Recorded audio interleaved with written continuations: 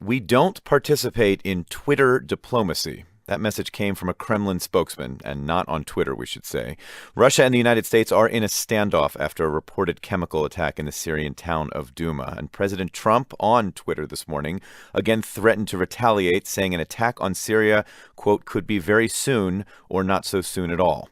Now, we should say a Russian official has said that Russia might shoot down U.S. missiles if they are fired into Syria.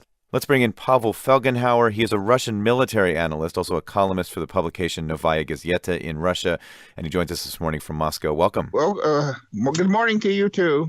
Would Russia actually shoot down U.S. missiles fired at Syria? Well, of course they would if they could.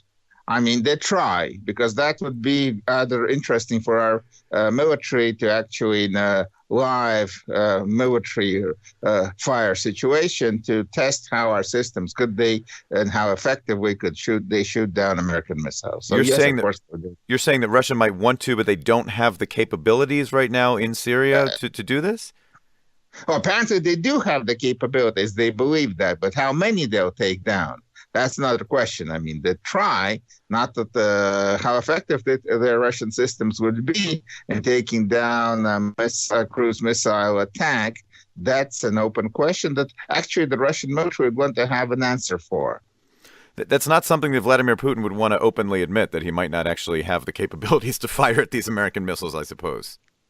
Well, I mean, of course, everyone knows that missile defense systems, and of course, cruise missiles are not really they're not ballistic missiles. They are small jet planes flying very low, but not very fast.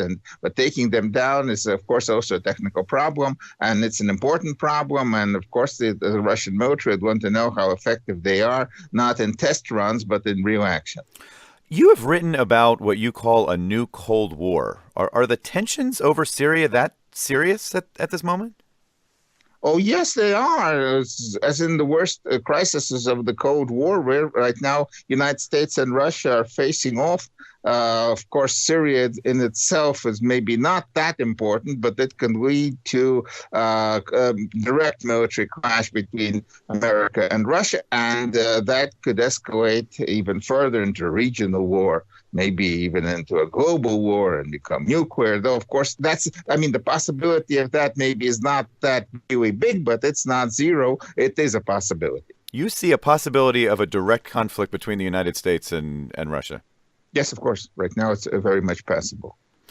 Well, Vladimir Putin has gotten Russia very involved in Syria, supporting the Syrian regime. We now hear that the Syrian regime has taken over Douma, where this chemical attack reportedly happened, and Russian security forces are there helping secure that town. But what is Russia's interest in Syria? Well, the primary interest is to have Syria as a base. And the Assad regime guarantees that's going to happen. Russia now has a military naval base. It had a small one before, but now it's being very much enlarged. And Russia also has an air base in Khmeimim near Latakia on the Syrian coast, which is also very important. We didn't have that before. That means we have air capability and air cover in the eastern Mediterranean for our ships that are in the Mediterranean. Because we don't have an aircraft carrier there. We have just a few seconds left, but how are Russians feeling in Moscow? I mean, are they nervous about a conflict with the United States?